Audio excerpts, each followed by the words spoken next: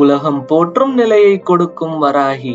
பஞ்சமி திதியன்று வராகி தேவியை வணங்கி வழிபட்டு வருவது வாழ்க்கையில் வசந்தத்தை கொடுக்கும் என்பது ஐதீகம். சப்த கன்னியரில் ஒருவரான வராகி அம்மன் பன்றி முகத்தையும் 8 கரங்களையும் கொண்டு வலது கையில் உலக்கையுடனும் இடது கையில் கலப்பையுடனும் காட்சி தருகிறார். வராகி அன்னையை வழிபட உலகம் போற்றும் நிலை கிடைக்கும் என்பதை அடுத்து அதற்கு உதாரணமாக ஒரு மன்னர் யார் என அறிந்திடலாம். ராஜராஜ சோழன் தஞ்சை பெரிய கோவிலை கட்டுவதற்கு பல இடங்களை தேர்வு செய்த போதும் சரியான இடம் குறித்து இறைவனிடமிருந்து உத்தரவு கிடைக்கவில்லை.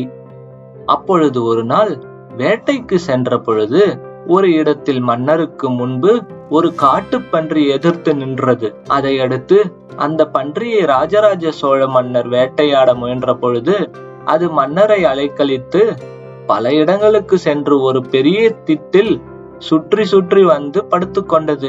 அதை கண்ட ராஜராஜ சோழனுக்கு பெரும் வியப்பானது. மேலும் அதை கொல்ல விரும்பாத மன்னர் அடித்து துரத்தினார். ஆனால் அது எழுந்து நின்று காலால் தரையை உதைத்து பூமியை தோண்டியது.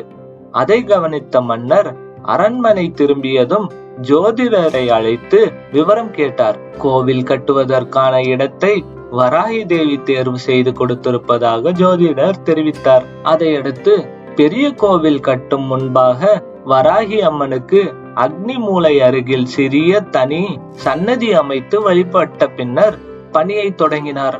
வராகி தேவியின் அருளால் ராஜராஜ சோழன் கட்டிய கோவில் உலகம் போற்றும் பெரிய கோவிலானது. அதன் பின்னர் தஞ்சை பெரிய கோவிலின் தெற்கு பிரகாரத்தில் வராகி அம்மனுக்கு தனி கோயில் உருவானது. ராஜராஜ சோழன் எந்த போருக்கு செல்லும் முன்பும் வராகி அம்மனை வணங்கி செல்வதை வழக்கமாக வைத்திருந்தார். வராகி அன்னையின் அருள் பெற்றுதான் ராஜராஜ சோழன் எந்த செயலையும் தொடங்கியதால் அவருக்கு எப்பொழுதும் வெற்றியே கிடைத்தது.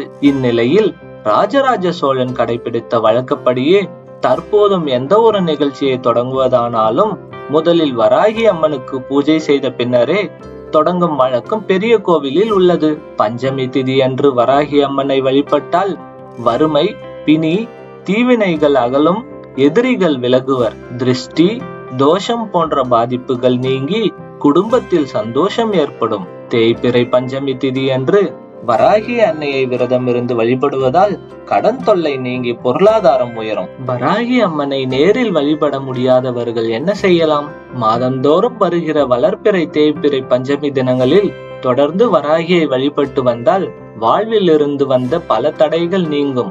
விநாயகர், முருகன் போன்று அனைத்து இடங்களிலும் வராகி அம்மனுக்கு கோவில் இருக்காது. அதே போன்று அனைத்து கோவில்களிலும் வராகி அம்மன் இருக்க மாட்டார்கள். சப்த கன்னிகள் அல்லது சப்த மாதா வழிபாடு இருக்கும் இடங்களில் மட்டுமே வராகி அன்னைக்கு சிலை இருக்கும்.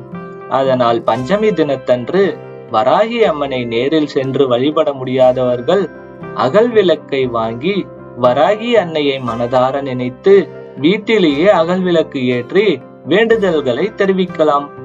அவ்வாறு வராகி அம்மனை நினைத்து ஏற்படும் விளக்கில் வராகி அன்னை எழுந்தருளி அருள் புரிவாள் என்பது ஐதீகம். அப்பொழுது அன்னைக்கு செம்பருத்தி, செவ்வரளி போன்ற பூக்களை விளக்கின் இரு பக்கமும் வைத்து பானகம், உளுந்தவடை, சர்க்கரை வள்ளி கிழங்கு, மாதுளை போன்றவற்றை படைத்து வழிபட வராகி தேவி மிகவும் மகிழ்ச்சி அடைவதாக ஐதீகம். அந்த சமயத்தில் வராகியின் அருளை பெறுமாறு இந்த மந்திரத்தை கூறலாம். ஓம் ஷாமலாய வித்மஹே அலஹஸ்தாய தீமஹி தன்னோ வராகி பிரச்சோதயா. இவ்வாறாக இந்த மந்திரத்தை 11 முறை கூற வராகி அன்னை நமக்கு அருள் புரிவாள். தஞ்சை பெரிய கோவிலை கட்டுவதற்கு ராஜராஜ சோழனுக்கு அன்னை வராகி தேவி அருள் புரிந்ததை நீங்கள் தெரிந்து கொண்டீர்கள். மேலும் வராகி அன்னையை நேரில் சென்று வழிபட முடியாதவர்கள் வீட்டிலேயே எப்படி வழிபட வேண்டும் என்பதையும் தெரிந்து கொண்டீர்கள். இந்த தகவலை உங்கள் நண்பர்களுக்கும் உறவினர்களுக்கும் ஆன்மீக பெரியோர்களுக்கும் பிரியர்களுக்கும் அனுப்பி வைத்து அவர்களுக்கும் தெரிந்திட செய்யுங்கள். இதுவரை நமது சேனலை சப்ஸ்கிரைப் செய்யவில்லை என்றால் சப்ஸ்கிரைப் செய்துவிட்டு அருகே இருக்கும் பெல் பட்டனை பிரஸ் செய்து ஆல் என்ற ஆப்ஷனை செலக்ட் செய்து கொள்ளுங்கள்.